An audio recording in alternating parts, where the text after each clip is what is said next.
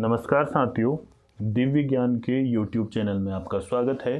मेरा नाम है गिरीश मिश्रा और आप देख रहे हैं हमारी शिक्षण अभिरुचि पर आधारित विशेष सीरीज शिक्षण अभिरुचि, जिसका आज का टॉपिक है अधिगमकर्ता के अभिलक्षण। तो दोस्तों, बहुत ही महत्वपूर्ण टॉपिक है एलटी भर्ती परीक्षा के लिए और साथ साथ और भी अन्य शिक्षण भर्ती परीक्षाओं से संबंधित जो भी एग्ज़ाम होते हैं सभी में इससे संबंधित प्रश्न पूछे जाते हैं कि जो अधिगमकर्ता होते हैं, लर्नर होते हैं, उनके अभिलक्षण क्या होते हैं, उनके कैरेक्टरिस्टिक्स क्या होते हैं, किस तरीके से आप देखेंगे कि उनमें क्या क्या गुण होते हैं, ठीक, जिसके माध्यम से आप पहचान सकते हैं कि ये लर्नर जो है किस तरीके से शिक्षण कर सकता है या फिर वो अधिगम कर सकता है। तो आइए शुरू करते हैं। तो देखिए, जो अधिगमकर्ता होते हैं उसके लक्षण क्या क्या होते हैं। देखिए, तो सबसे पहला जो उसका लक्षण होता है प्रायर नॉलेज। अगर वो लर्नर है, सीखने वाला है, तो हमेशा वो नॉलेज यानी कि ज्ञान को क्या देगा, प्रायोरिटी देगा। प्रायोरिटी का मतलब वो हमेशा आगे रखेगा, ज्ञान प्राप्त करने के लिए हमेशा तत्पर रहेगा, उसके लिए अभ्यास करेगा, उसके लिए जो है अपने स्तर से क्या करेगा, वो उत्सुक होगा, उसके अंदर एक जिज्ञासा का भाव होगा। तभी आप पहचानेंगे कि ये लर्नर है, क्योंकि कोई भी लर्नर नहीं होगा। लर्नर के लिए, अधिगमकर्ता के लिए जो है कुछ ना कुछ उसमें विशेष गुण होना जरूरी है, जिसमें कि पहला गुण है इसमें प्रायर नॉलेज, यानी कि जो ज्ञान है उसको अगर वो क्या दे रहा है, प्रायोरिटी दे रहा है, तो वो कैरेक्टर है लर्नर का। इसी प्रकार लर्निंग स्टाइल आपने देखना है, जो अधिगम करता है उसका लर्निंग स्टाइल क्या है, ठीक है। उसमें पर्टिकुलर एक सीखने के प्रति वो पर्टिकुलर एक पैटर्न जो है अपनाएगा ही अपनाएगा। वो हो सकता है ज़्यादा पढ़ने पर रुचि रखने वाला हो, या ज़्यादा समझने पर रुचि रखने वाला हो, या फिर वो जो है चीज़ों को रट रहा हो। रटना तो नहीं होता अधिगम, ठीक, तो कहने का मतलब याद कर रहा हो, रिमेंबर हो सकता है, समझ रहा हो। तो एक पर्टिकुलर उसका सीखने का स्टाइल होगा, उसके पीछे वो भी एक गुण होता है किसका, किसी भी अधिगमकर्ता का। उसी प्रकार कॉग्निटिव एबिलिटी, यानी कि उसकी ज्ञान को ग्रहण करने की जो एबिलिटी है, ठीक, वो भी एक विशेष गुण होता है किसी भी लर्नर का। इसी प्रकार अफेक्टिव फीचर उसके अंदर होते हैं बिहेवियर और मोटिवेशन। सिंपल सी बात है, अगर वो अधिगम करता है तो किसी न किसी रूप से वो क्या होगा, प्रेरित होगा, अभिप्रेरित होगा, मोटिवेट होगा, और उसी मोटिवेशन के कारण वो क्या है, लर्निंग की ओर आता है, और उसका जो बिहेवियर है उसमें वो झलकेगा। यानी कि जो बिहेवियर वो शो कर रहा है टीचर के समक्ष, तो उस बिहेवियर में झलकेगा कि बच्चा मोटिवेट है, किसके लिए, लर्निंग के प्रति मोटिवेट है। इसी प्रकार मेटाकॉग्निटिव के जरिए जो है बच्चा जो है क्या करेगा, उसके अंदर जो है इस प्रकार से तत्परता दिखेगी कि वो जो है चीज़ों को किस तरीके से अपने में लेता है, तो वो मेटाकॉग्निटिव के अंदर आता है। इसी प्रकार एरर्स, तो देखिए एरर्स जो गलतियां हैं, ये भी एक लर्नर की कैरेक्टरिस्टिक के अंतर्गत आती है। कैसे, अगर एरर की बात करें, यदि व्यक्ति सीखने की कोशिश करता है, प्रयास करता है, तो प्रयास करने के दौरान उसमें कुछ त्रुटियां आएंगी, और ये त्रुटियां उसे सीखने में क्या करती हैं, मदद करती हैं। इसलिए जो लर्नर ज़्यादा एरर्स कर रहा है, तो इसका मतलब ये नहीं है कि वो लर्निंग के प्रति लापरवाह है। इसका मतलब ये है कि वो लर्निंग को जो है प्राप्त करने के लिए, अधिगम को प्राप्त करने के लिए विशेष प्रयास कर रहा है, और विशेष प्रयास में उसके एरर हो रहे हैं, और ये एरर हमेशा उसको जो है नई चीज़ सीखने के लिए हमेशा क्या करते हैं, बाधा उत्पन्न नहीं करते हैं, बल्कि उसमें सहायता सिद्ध करते हैं। तो ये कुछ कैरेक्टरिस्टिक हैं हमारे किसके, अधिगमकर्ता के। तो इनको आप ध्यान रखिएगा। आगे बढ़ते हैं। तो देखिए, एक यहाँ पर कोटेशन है कि no more slow learner, let's call them unique learner. यानी कि एक आपको पता है जो लर्नर हैं ये क्या होंगे, धीमी गति से सीखने वाले लर्नर भी होंगे। हमने इससे संबंधित जो वीडियो बना दी है पीछे। बहुत प्रतिभाशाली बच्चे भी होते हैं, ठीक, विशेष आवश्यकता वाले बच्चे भी होते हैं। तो कहने का आशय है उनको स्लो लर्नर ना कहा जाए। जो धीमी गति से सीखते हैं उनको स्लो लर्नर ना कहा जाए, बल्कि उनको क्या कहा जाए, यूनिक लर्नर। तो ये कोटेशन आप जो है इस पर देख सकते हैं, क्योंकि वो सीख सकता है, हो सकता है वो धीमा सीख रहा है, लेकिन उसकी सीखने की वो जो क्वालिटी है, उसके कैरेक्टरिस्टिक्स हैं, वो क्या है, यूनिक है अपने आप में। इसी प्रकार देखिए, जो होता है, ठीक, अब वो लर्नर सीखना चाहता है, उसके अंदर कैरेक्टर हैं सीखने के, या फिर उसके मेरिट है उसके अंदर जो सीखने की, लेकिन जैसे उससे जो है प्रॉब्लम आ सकती है, शॉर्ट अटेंशन स्पैन, उसे हो सकता है कुछ बीमारी हो लेकिन वो फिर भी सीखना चाह रहा है। ट्रबल विद एब्स्ट्रैक्ट थिंकिंग, जो एब्स्ट्रैक्ट थिंकिंग होती है उससे उसे परेशानी हो रही है। कंप्रीहेंशन से संबंधित कोऑर्डिनेशन उसका नहीं बन रहा है, राइटिंग से संबंधित, रीडिंग से संबंधित, मैथ से संबंधित, तो कुछ ना कुछ जो है बच्चे में कुछ ना कुछ क्या हो सकती है, प्रॉब्लम हो सकती है। तो उसको आपने पहचानना है। किन के द्वारा पहचानना है, हम आगे पढ़ रहे हैं तो आप इन विधियों से उनको पहचान सकते हैं। कैसे आगे बढ़ते हैं, देखो जैसे प्रतिभाशाली अधिगमकर्ता होते हैं, ठीक, तो ये क्या होते हैं, प्रतिभाशाली अधिगमकर्ता वे हैं जो समान उम्र के अन्य लोगों की तुलना में बौद्धिक, सृजनात्मक, कलात्मक या नेतृत्व की गुणवत्ता या विशिष्ट शैक्षणिक विषयों जैसे क्षेत्रों में उच्च प्रदर्शन क्षमताओं का प्रमाण प्रदर्शित करते हैं। नाम से स्पष्ट हो रहा है प्रतिभाशाली अधिगमकर्ता हैं तो क्या करेंगे, ये इनके बौद्धिक स्तर ज़्यादा होगा, ज़्यादा सृजनात्मक क्रिएटिव होंगे, कलात्मक कौशल होगा इनमें, नेतृत्व की क्षमता होगी इसमें, और विशिष्ट शैक्षणिक विषयों में उनका प्रदर्शन बहुत अच्छा होगा। तो ये सभी जो है लक्षण होते हैं प्रतिभाशाली लर्नर के, अधिगमकर्ता के। और इनकी विशेषताएं क्या होती हैं, इनकी विशेषताएं होती हैं वे हमेशा एक ही समस्या को हल करने के लिए कई तरीके ढूंढते हैं। तो multiple ways to solve problem, यानी वो कह सकते हैं कि एक समस्या को कई तरीके से वो हल करने के बारे में सोचते हैं। उनकी जो थिंकिंग होती है अपसारी होती है, डाइवर्जेंट होती है, ठीक, डाइवर्जेंट थिंकिंग होती है, ठीक, डाइवर्जेंट थिंकिंग होती है। और साथ में क्या होता है, वे प्रकृति के बारे में बहुत उत्सुक और जिज्ञासु होते हैं। देखो अब सारी चिंतन है, सृजनात्मक व्यक्ति है तो उत्सुकता, ज्ञान के प्रति उत्सुकता उनके अंदर होगी, और जिज्ञासु यानी कि उन्हें जानने की इच्छा उनके अंतर्गत होती है। प्रतिभाशाली शिक्षार्थियों में समस्या को हल करने में निर्भरता होती है, वे स्वयं के दृष्टिकोण के साथ मदद लेकर समस्याओं को हल कर सकते हैं। तो क्या होता है, उन समस्या को हल करने पर जो खुद पर ये जो है ज़्यादा निर्भर करते हैं, क्योंकि अपना उनका दृष्टिकोण इतना मल्टीपल टाइप्स का होता है कि वो उन्हीं के द्वारा उस समस्या को हल कर लेते हैं। वे पूरी तरह से सक्रिय होते हैं और प्रतिस्पर्धी वातावरण में भाग लेते हैं, तो हमेशा एक्टिव रहते हैं। इसलिए जहाँ उनको प्रतिस्पर्धा लगती है तो अपने आप ही वहाँ पर जो है अपने को रख लेते हैं, जिससे कि उनके अंदर इस सृजनात्मकता के गुण का विकास भी होता है। उनकी विचार प्रक्रिया में मौलिकता होती है, तो मौलिकता होती है, ऐसा नहीं होगा कि जो सब बोल रहे हैं वैसा ही वो बोले, जरूरी नहीं है। वो जो अपने विचार रखेंगे तो उसमें उन सभी जो और लोग हैं उनके विचारों से भिन्न जो है मत होने की उसके अंदर क्षमता होती है। वे अपने पूरे जीवन में सभी पहलुओं में अपना सर्वश्रेष्ठ प्रदर्शन करते हैं। तो देखिए सभी पहलुओं में इसलिए करते हैं क्योंकि उनकी आदत ही है कि वो क्या करते हैं, मल्टीपल वेज देखते हैं। किसी भी एक समस्या को करने के लिए, किसी भी एक काम करने को एक तरीके से नहीं देखते हैं, वो अलग अलग तरीके से करते हैं, जिससे कि वो अपने जीवन के विभिन्न क्षेत्रों में क्या करते हैं, अच्छा प्रदर्शन या फिर कह सकते हैं सर्वश्रेष्ठ प्रदर्शन करते हैं। इसी प्रकार प्रतिभाशाली छात्र वैचारिक रूप से चीज़ें सीखते हैं, वे अवधारणाओं के मूल कारणों को जानना चाहते हैं।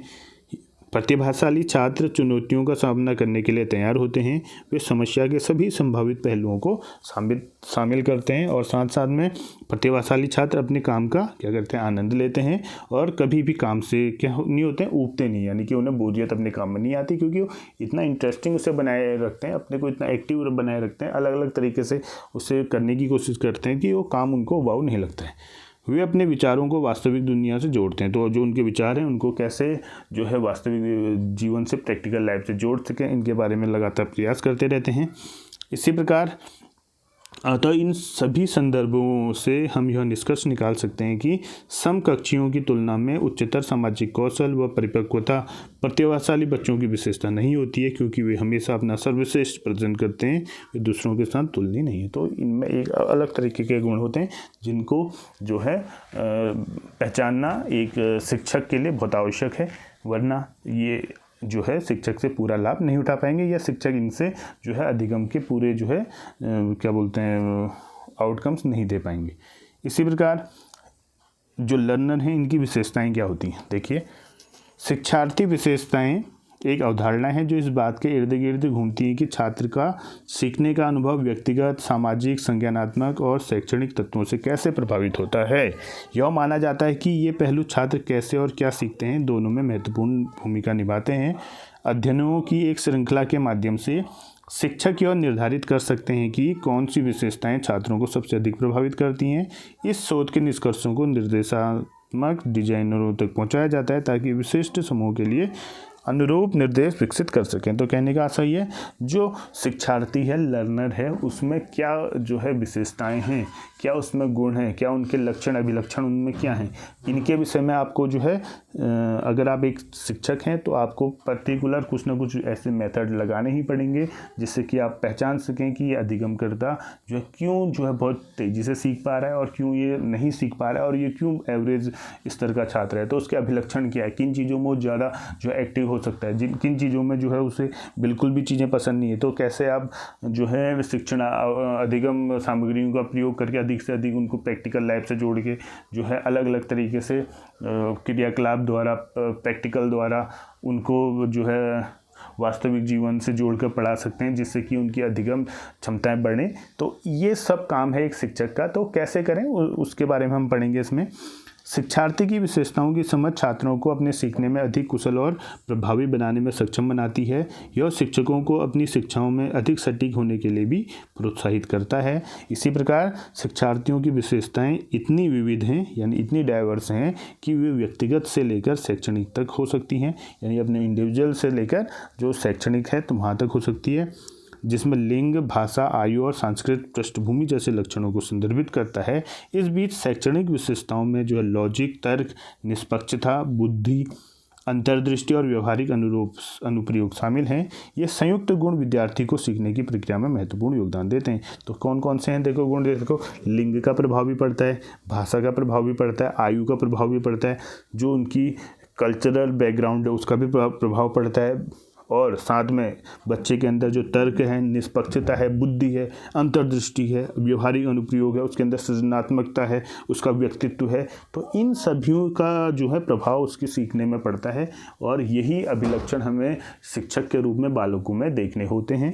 ठीक इसी प्रकार शिक्षक को चाहिए कि अधिगमकर्ताओं की वैयक्तिक भिन्नताओं के अनुसार पारस्परिक भाषण, व्याख्यान आदि अधिगम विधियों में सुधार व परिवर्तन तथा कक्षा में नवीन दृश्य सामग्री जैसे overhead projector, slide, smart class, video, internet, TV आदि द्वारा बालकों को अधिगम के प्रति जागृत करने का प्रयास करना चाहिए। तो देखिए एक शिक्षक है उसके अंदर ये क्वालिटी होनी चाहिए। आप कैसे टीएलएम का प्रयोग करके बच्चों में क्या करें, जो है रुचि जागृत करें, उनका शैक्षणिक स्तर बढ़ाएं, उसकी बुद्धि का लेवल थोड़ा जितना है उससे थोड़ा ऊपर बढ़ाएं, सृजनात्मकता बढ़ाएं, उसमें रुचि बढ़ाएं। ठीक, तो उसके लिए आप क्या कर सकते हैं, ओवरहेड प्रोजेक्टर इनका उपयोग कर सकते हैं, स्लाइड के द्वारा जो है पढ़ा सकते हैं, स्मार्ट क्लास लगा सकते हैं, वीडियो, इंटरनेट, टीवी, इन आधुनिक सुविधाओं से युक्त होकर आप बच्चों में जो है, या फिर हम कह सकते हैं अधिगमकर्ताओं की जो है एफिशिएंसी या फिर उनकी दक्षता में क्या कर सकते हैं, उन्हें बढ़ा सकते हैं। इसी प्रकार इसके अतिरिक्त पर्यटन सबसे महत्वपूर्ण शैक्षिक यात्रा, जो टूर होते हैं, एजुकेशनल टूर होते हैं, वर्कशॉप होते हैं, सेमिनार होते हैं, इनका आयोजन समय समय पर करते रहना चाहिए, जिसमें बच्चों में क्या होता है, एक नई जो है सीखने के प्रति रुचि जागृत होती है। सामाजिक, आर्थिक, सांस्कृतिक दशाओं के अनुसार अधिगमकर्ताओं तथा लिंग भेद को ध्यान में रखकर व्यक्तिगत रूप से अधिगम हेतु जो है निम्न विधियों का प्रयोग भी कर सकते हैं। तो देखिए जो साथ साथ में क्या था, पर्यटन है, शैक्षिक यात्रा, ये जो एजुकेशनल टूर, वर्कशॉप, सेमिनार आदि का आयोजन तो टीचर करेगा ही करेगा, और बिना ही किसी प्रकार के स्टीरियोटाइप से उसके दिमाग में नहीं होना चाहिए, लिंग भेद उसके दिमाग में नहीं होना चाहिए। तो उसके साथ साथ वो कुछ विधियाँ हैं, कुछ विशेष विधियाँ, उनका उपयोग करके भी जो अधिगमकर्ता के अभिलक्षणों को पहचान सकता है और उनको देख सकता है। तो कौन कौन सी ये विधियाँ हैं हम देखते हैं। तो इसमें आती हैं प्रोजेक्ट विधि आती है, डाल्टन प्रयोगशाला योजना आती है, विनेटिका योजना आती है, डिक्रोले योजना आती है, कॉन्ट्रैक्ट योजना आती है, अभिक्रमित अनुदेशन योजना आती है, किंडरगार्टन विधि आती है, मोंटेसरी विधि आती है और बेसिक शिक्षा पद्धति विधि आती है। तो इन विधियों का प्रयोग करके एक शिक्षक अधिगमकर्ता के अभिलक्षणों को जान सकता है और उसके अनुसार शिक्षण प्रक्रिया करा सकता है। तो अब देखते हैं इसमें एक एक करके। सबसे पहले प्रोजेक्ट विधि, इस विधि के जन्मदाता किलपैट्रिक हैं। जो किलपैट्रिक हैं जॉन डेवी के शिष्य हैं। तो इस विधि में करके सीखने पर बल दिया जाता है। जो प्रोजेक्ट विधि है इसमें क्या करता है, बच्चों को कुछ काम दिया जाएगा, खुद काम करने के लिए दिया जाएगा और उसी से वो सीखेंगे, तो करके सीखने पर बल दिया जाता है। ये एक उद्देश्यपूर्ण कार्य है। इसके अंतर्गत छात्र अपनी रुचि व आवश्यकता अनुसार कार्य का चुनाव करते हैं। तो देखिए आपने बच्चे को कार्य नहीं देना है, इसमें आपको ऑप्शन देने हैं बच्चों को, और उन ऑप्शन में से बच्चे जो है अपनी रुचि और आवश्यकता अनुसार क्या करेंगे, उस टॉपिक का चुनाव करेंगे। जैसे खिलौने बनाना, मिट्टी के बर्तन बनाना, ड्रामा खेलना, बागवानी करना, सिलाई करना, कढ़ाई करना, कहानी सुनना, गुड़िया का घर बनाना, किसी सामाजिक समस्या पर कोई शीर्षक है या फिर विज्ञान से संबंधित कोई टॉपिक है, तो वो अपनी रुचि और आवश्यकता के अनुसार चुनाव करते हैं और जो है धीरे धीरे उस पर क्या करते हैं, प्रोजेक्ट बनाते हैं। तो ये भी एक विधि है, इसके अनुसार आप जो है किसी भी बच्चे की क्या कर सकते हैं, जो है अधिगम की प्रक्रिया को सरल बना सकते हैं। इसी प्रकार दूसरी विधि है इसमें डाल्टन प्रयोगशाला योजना, और इस योजना का जो प्रतिपादक हैं या भी प्रवर्तक हैं वो हैं मिस हेलेन पार्कस्ट। तो ध्यान रखना, ये एग्जाम में पूछता भी है, वो जो है पर्टिकुलर अंडरस्टैंडिंग बेस पर नहीं पूछेगा, तो वो जो है प्रवर्तक के उसमें पूछ सकता है। तो जो डाल्टन परियोजना है ये मिस हेलेन पार्कस्ट ने इसका प्रतिपादन किया था। इस योजना में बालक स्वयं अपनी योग्यता, क्षमता और रुचि के अनुसार कार्य करते हैं। समय सारणी का इसमें कोई बंधन नहीं होता है। तो देखिए थोड़ा जो है प्रोजेक्ट विधि से अलग है, इसमें समय सारणी का कोई बंधन नहीं होता। इस योजना कार्य का ठेका होता है जिसे एक निश्चित समय अवधि में पूरा करना होता है। जैसे वर्ष भर के कार्यों का ठेका वह महीनों, सप्ताहों और दिनों में बांट सकता है। प्रत्येक विषय की प्रयोगशाला होती है जिसमें विषय संबंधित पुस्तकें, चित्र, रेखा चित्र, मैगजीन आदि होती हैं तथा अध्यापक एक पथ प्रदर्शक यानी कि जो पथ प्रदर्शक बोल सकते हैं, जो मार्गदर्शक जिसे कहते हैं के रूप में कार्य करता है। तो बहुत ही महत्वपूर्ण विधि है डाल्टन प्रयोगशाला योजना। इसके लिए जो है आजकल आप देख रहे होंगे सरकारी स्कूलों में आपने देखा होगा, तो इस पर काम भी हो रहे हैं। अब हर विषय के जो है छोटे छोटे जो है उसमें प्रयोगशालाएँ बनाई जा रही हैं। जैसे गणित की प्रयोगशालाएँ हैं, विज्ञान की तो पहले से होती थी, गणित की प्रयोगशालाएँ बनाई जा रही हैं, सामाजिक विज्ञान की बनाई जा रही हैं, तो हिंदी से संबंधित प्रयोगशालाएँ बनाई जा रही, भाषा से संबंधित प्रयोगशालाएँ बनाई जा रही। तो इनका सीधा प्रभाव जो है शिक्षक को जो अधिगम करता होता है उसे जो है अच्छा बनाने के लिए शिक्षक कर सकता है। इसी प्रकार विनेटिका योजना, और इस योजना का जो निर्माण किया था कार्ल्टन बार्सबर्न ने किया था। ध्यान देना, नई विधि है क्योंकि आमतौर पर पूछी कम जाती है सीटेड यूटेड में, लेकिन यहाँ पर ये पूछा जा सकता है कि विनेटिका योजना इसके प्रतिपादक कौन है। तो विनेटिका योजना के प्रतिपादक हैं कार्ल्टन बार्सबर्न ने विनेटिका योजना बनाई थी। इस योजना में बालकों को कार्य करने की पूर्ण स्वतंत्रता होती है। पूरे पाठ्यक्रम को छोटी छोटी इकाइयों में बांट दिया जाता है। तो जो पूरा आपका सिलेबस है उसको छोटे छोटे इकाइयों यूनिट्स में बांट दिया जाता है। इसमें छात्र एक इकाई का सफलतापूर्वक अध्ययन करने के बाद दूसरी इकाई का अध्ययन करता है। छात्र अपने ज्ञान की परीक्षा स्वयं देता है। तो ध्यान देना इसमें क्या है, विनेटिका योजना। अगर कोई पूछेगा, अगर एग्जाम में आता है विनेटिका योजना क्या है, तो सबसे पहले आपने इसमें ध्यान रखना है कि विनेटिका योजना को देने वाले कार्ल्टन बार्सबर्न है, और ये एक स्वतंत्र मेथड होता है बालकों को कार्य करने के लिए। इसमें पाठ्यक्रम को छोटे छोटे इकाइयों में बांटा जाता है, और इसमें छात्र अपनी जो ज्ञान की परीक्षा है या उसने जो सीखा हुआ है उसकी परीक्षा स्वयं करता है, खुद ही उसमें क्या करता है, वो मूल्यांकन करता होता है। ध्यान रखिएगा। इसी प्रकार है डेकोले योजना। ये योजना क्या है, देखिए इस योजना का प्रतिपादक ओविड ड्रेकोले हैं। इस प्रणाली में स्कूल का वातावरण प्राकृतिक होता है जहां बालकों को उदार शिक्षा दी जाती है। इस प्रणाली में माता पिता का भी सहयोग लिया जाता है। इस विधि में बालकों का विभाजन उनकी रुचि, क्षमता व स्तर के अनुसार किया जाता है। स्कूल में घर जैसा वातावरण होता है। तो डेकोलो योजना क्या है, डेकोलो योजना एक ऐसी योजना है जिसका प्रतिपादन ओविड ड्रेकोले ने किया था। ये एक प्राकृतिक वातावरण में होने वाली जो है प्रक्रिया है जिसमें बालकों को क्या दी जाती है, उदार शिक्षा दी जाती है। इसमें उनके पेरेंट्स का सहयोग लिया जाता है और बालकों का विभाजन किया जाता है। ध्यान रखना, लेकिन किसके अनुसार, उनकी रुचि, क्षमता और स्तर के अनुसार उनका विभाजन किया जाता है और स्कूल में घर जैसा वातावरण उनको प्रोवाइड कराया जाता है। तो बहुत ही इंपॉर्टेंट विधि है, आप इसका ध्यान रखिएगा, डेकोलो योजना। इसी प्रकार एक है कॉन्ट्रैक्ट योजना। ये योजना क्या है, यह डाल्टन व विनेटिका योजना का मिला जुला रूप है। यानी दोनों का क्या है, अगर आप डाल्टन योजना और विनेटिका योजना को एक साथ जोड़ देंगे तो कॉन्ट्रैक्ट योजना बन जाएगी। तो ध्यान रखना, कॉन्ट्रैक्ट योजना में डाल्टन योजना है और विनेटिका योजना है, तो ध्यान रखिएगा। इसमें दोनों योजनाओं की विशेषताएं पाई जाती है। इसमें डाल्टन योजना की तरह विषय निर्धारित कर दिए जाते हैं तथा विनेटिका योजना की भांति निदानात्मक परीक्षण द्वारा बालक की प्रगति की जांच की जाती है। तो ध्यान देना, कॉन्ट्रैक्ट योजना क्या योजना है, ये डाल्टन और विनेटिका योजना का क्या है, मिला जुला रूप है। और इसमें जो है क्या होता है, डाल्टन योजना की तरह विषय निर्धारित किए जाते हैं और निदानात्मक परीक्षण द्वारा जो है बालकों का मूल्यांकन किया जाता है। इसी प्रकार अभिक्रमित अनुदेशन, ये क्या है? इस विधि के प्रवर्तक स्किनर है। जो अभिक्रमित अनुदेशन है, इस विधि के प्रवर्तक कौन है? स्किनर हैं। पाठ्यक्रम को छोटी छोटी इकाइयों में इसमें बांटा जाता है। ये इकाइयाँ अभिक्रमित अनुदेशन में प्रोग्राम कहलाती हैं। अब छात्र एक प्रोग्राम लेकर चलता है, उसे पूरा करता है। एक प्रोग्राम के सफलतापूर्वक कर लेने के बाद दूसरे प्रोग्राम उसे दिया जाता है। यदि छात्र प्रथम प्रयास में प्रोग्राम नहीं सीख पाता तो उसे फीडबैक दिया जाता है। जो सीख जाता है उसे रेनफोर्समेंट दिया जाता है।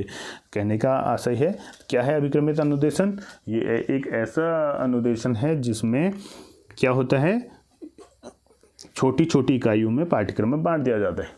तो अगर अब छोटी छोटी इकाइयों में बांटा जाता है और छात्र क्या करेगा, उन छोटे छोटे जो प्रोग्राम हैं उनको एक एक करके क्या करेगा, सीखेगा। और अगर वो प्रथम प्रयास में नहीं सीखा जाता है तो उसे फीडबैक दिया जाता है उसके बाद, और फीडबैक देने के बाद उसे, और जब वो सीख जाता है तो उसके बाद उसे रेनफोर्समेंट दिया जाता है। तो ये अभिक्रमित अनुदेशन है जिसके प्रवर्तक स्किनर हैं।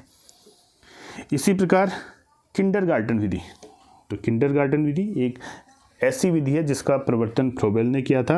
और किंडरगार्टन का मतलब होता है बच्चों का बगीचा। तो किंडरगार्टन का अगर शाब्दिक अर्थ पूछेगा तो आपको ध्यान रखना है बच्चों का बगीचा। किंडरगार्टन क्या है? बच्चों का बगीचा है। इस विधि के प्रवर्तक फ्रोबेल हैं। फ्रोबेल शिक्षक को माला तथा बच्चे को पौधा मानता है। यानी फ्रोबेल शिक्षक को माला नहीं, माली मानता है। क्या मानता है? माली। फ्रोबेल शिक्षक को माली मानता है, ठीक, और बच्चे को पौधा मानता है। जिस प्रकार माली बच्चे को, जो पौधे को सींच कर थोड़ा थोड़ा उसमें खाद पानी मिलाकर जो है उसे बड़ा करता है, उसी प्रकार जो शिक्षक है वो भी बच्चे को जो है धीरे धीरे विधियों द्वारा, अच्छी जो है शिक्षा द्वारा क्या करता है, एक अच्छा नागरिक बनाने में मदद करता है।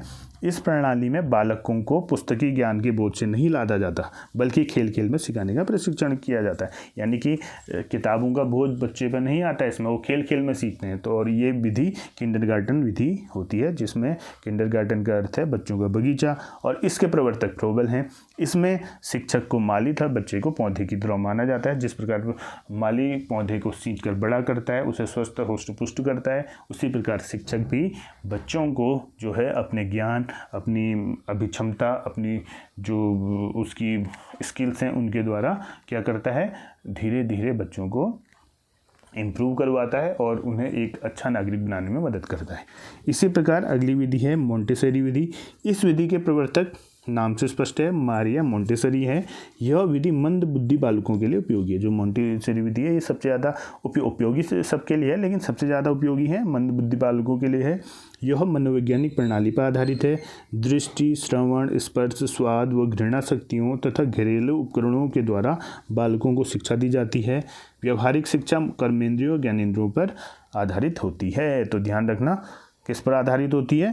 कर्मेंद्रियों, ज्ञानेंद्रियों पर आधारित होती है। तो कहने का आशय है जो मोंटेसरी विधि है इसके प्रवर्तक पूछेगा तो मारिया मोंटेसरी हैं। ये किसके लिए उपयोगी है? मंदबुद्धि बालकों के लिए उपयोगी होती है, मनोवैज्ञानिक प्रणाली पर आधारित होती है, और इसमें जो बच्चों को शिक्षा ज्ञानेंद्रियों और कर्मेंद्रियों के द्वारा दी जाती है। 5 ज्ञानेंद्रियाँ होती हैं, ठीक, और 5 कर्मेंद्रियाँ होती हैं। तो कुल मिला के 10 जो चीज़ें हैं, इन चीज़ों से जो है इसमें शिक्षा दी जाती है। इसी प्रकार अंतिम विधि है इसमें बेसिक शिक्षा पद्धति। अब देखो, बेसिक शिक्षा पद्धति ज़्यादातर महात्मा गांधी, जो बेसिक एजुकेशन है ये महात्मा गांधी ने दी थी। इस विधि में क्या है, इस पद्धति के जनक महात्मा गांधी हैं। इस प्रणाली में निःशुल्क शिक्षा की व्यवस्था होती है। यह हस्तकला व बेसिक शिक्षा के समन्वय पर बल देता है। यानी कि जो हस्तकला होता है, पहले से आपने देखा होगा स्कूलों में क्या होते थे, जो है बच्चों को मिट्टी के बर्तन लाने के लिए कहा जाता था, ठीक, कुछ जो है अगर आसपास जो है उनके पास रॉ मटेरियल है तो उससे वो किस प्रकार की आकृतियां बना के ला सकते हैं। तो इस तरीके से हस्तशिल्प बच्चों को कराया जाता था, उसके मार्क्स से होते थे। तो यह हस्तकला व बेसिक शिक्षा के समन्वय पर बल देती है। शिक्षा का माध्यम इसमें मातृभाषा रखा जाता है तथा रोजगार परक व हस्तकला प्रधान पाठ्यक्रम को महत्व देते हैं। तो वो कहते थे कि बच्चे स्कूल में ही जो इस प्रकार की छोटी छोटी जो है हस्तशिल्प से संबंधित सामग्री बनाए जिससे कि वो उनको जो है बेच सके। तो ठीक है, तो ये कॉन्सेप्ट महात्मा गांधी का था, उतना सफल नहीं हो पाया, लेकिन उनकी एक सोच थी जिसका सम्मान किया जाना चाहिए। उपरोक्त विश्लेषण के आधार पर कहा जा सकता है कि व्यक्तिगत विभिन्नताओं, का शिक्षा में अति महत्वपूर्ण स्थान होता है। व्यक्तिगत विभिन्नताओं के प्रत्यय का ज्ञान प्राप्त करके शिक्षक जो अधिगम करता है उनको उपयुक्त दिशा में शैक्षिक निर्देशन व व्यावसायिक निर्देशन देने में समर्थ हो सकते हैं। इसी प्रकार देखिए, अधिगम की स्थिति में अधिगमकर्ता की क्या भूमिका हो सकती है। तो क्या भूमिका हो सकती है, ज्ञान के सृजन की प्रक्रिया अधिगम कहलाती है। सिंपल सी बात है, ज्ञान के सृजन, अगर ज्ञान का सृजन हो रहा है तो उसकी प्रोसेस को हम क्या कहते हैं, अधिगम कहते हैं। विद्यार्थी अपने अपने क्रियाकलापों तथा प्रदान की गई सामग्री से ज्ञान प्राप्त करते हैं और विद्यार्थी निम्नलिखित प्रक्रियाओं से अधिगम करते हैं। तो किन किन विधियों से जो एक अधिगम करता है वो अधिगम कर सकता है, क्या क्या विधियां हैं। विद्यार्थियों के आसपास का पर्यावरण, प्रकृति, वस्तुएं, व्यक्ति व भाषा से अंतर्क्रिया से करके शिक्षार्थी अधिगम करते हैं। सिंपल सी बात है, पर्यावरण से करते हैं, प्रकृति से करते हैं, वस्तुओं से करते हैं, व्यक्तियों से होते हैं, भाषा के द्वारा होते हैं। जो अधिगम करता होते हैं वो अधिगम करते हैं। बच्चों की प्रकृति सीखने की होती है तथा उसमें अधिगम की क्षमताएं होती हैं। विद्यार्थी विद्यालय में तथा बाहर दोनों जगह अधिगम करता है। दोनों स्थानों में संबंध होने पर अधिगम की प्रक्रिया सुदृढ़ होती है। यानी कि शिक्षण को विद्यालय से बाहर ले आना, तो अगर स्कूल की बाउंड्री से बाहर अगर हो रहा है तो अंदर भी, स्कूल के अंदर भी कर रहे हैं, बाहर भी कर रहे हैं, तो इस तरीके से अगर अधिगम करेंगे तो उनका अधिगम क्या होता है, बहुत ज़्यादा उसमें उसकी बॉन्डिंग बहुत जो है मजबूत होती है। विद्यार्थी अपने अनुभव, स्वकार्य, पढ़ने, विमर्श करने, पूछने, सुनने, सोचने व मनन करने से भी अधिगम करते हैं। तो सिंपल सी बात है।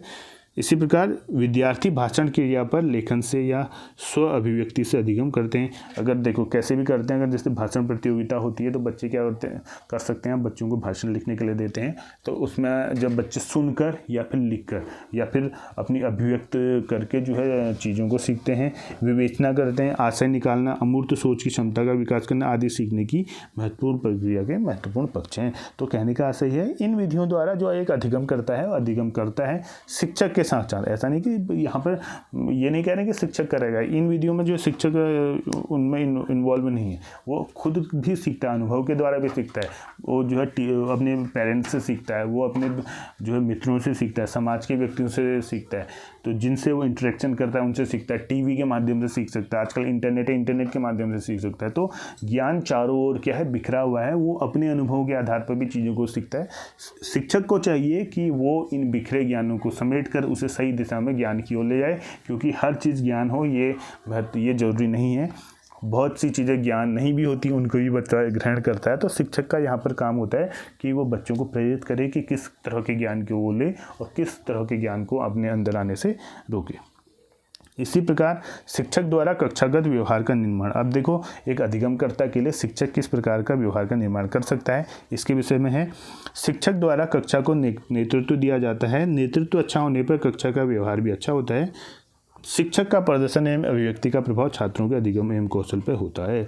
तो कहा भी गया कि एक अच्छा शिक्षक अगर है तो वह एक अच्छे छात्र का निर्माण कर सकता है। जैसे आपने बहुत से लोगों के मुंह से सुना होगा कि वो कहते हैं बाद में कि अगर हमें समय पर अच्छा शिक्षक मिल गया होता तो अभी हम यहाँ नहीं रहते।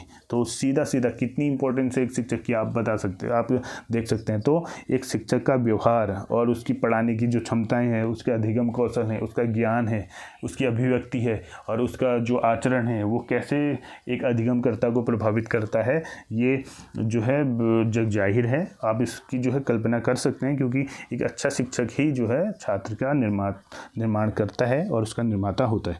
शिक्षक द्वारा कक्षागत व्यवहार में तकनीकी के माध्यम से व्यवहार में परिवर्तन किया जाता है। शिक्षक द्वारा कक्षा में शिक्षण अधिगम की पूरी रूपरेखा बनाई जाती है तथा उसे व्यवस्थित रूप से लागू किया जाता है।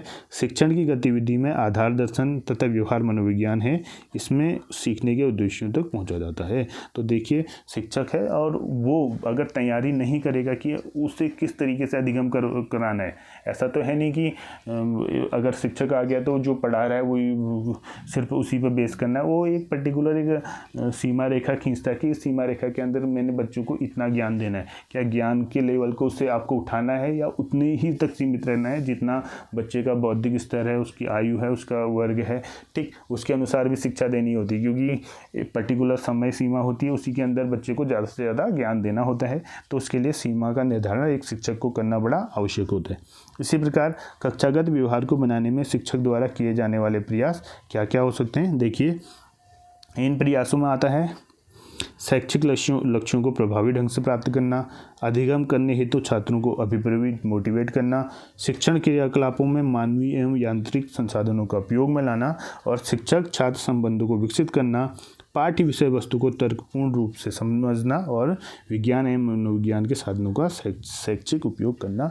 तो इनके द्वारा एक शिक्षक क्या कर सकता है, जो है कक्षागत व्यवहार अपना करता है और अपने अधिगमकर्ताओं को जो है शिक्षण करवाता है और उनके में वांछित व्यवहार परिवर्तन करता है। तो दोस्तों आज का ये महत्वपूर्ण टॉपिक था। जो है टॉपिक ये है हमारा जो अधिगम करता है, इनके अभिलक्षण क्या क्या होते हैं, कैसे शिक्षक उनको पहचानेगा और अपने द्वारा वो क्या क्या प्रयास करेगा जिसके द्वारा जो है अधिगम बहुत अच्छा हो। तो उम्मीद करता हूँ एक कॉन्सेप्ट पर आधारित क्वेश्चन इस पर आएंगे तो आप जो है इससे संबंधित जो है अपना कॉन्सेप्ट बड़ा होगा आपका इसमें, और आपको ये वीडियो महत्वपूर्ण भूमिका निभाएगी अच्छे मार्क्स लाने के लिए। तो तब तक के लिए मिलते हैं अपने नए वीडियो के साथ, नए टॉपिक के साथ। तब तक के लिए धन्यवाद। जय हिंद।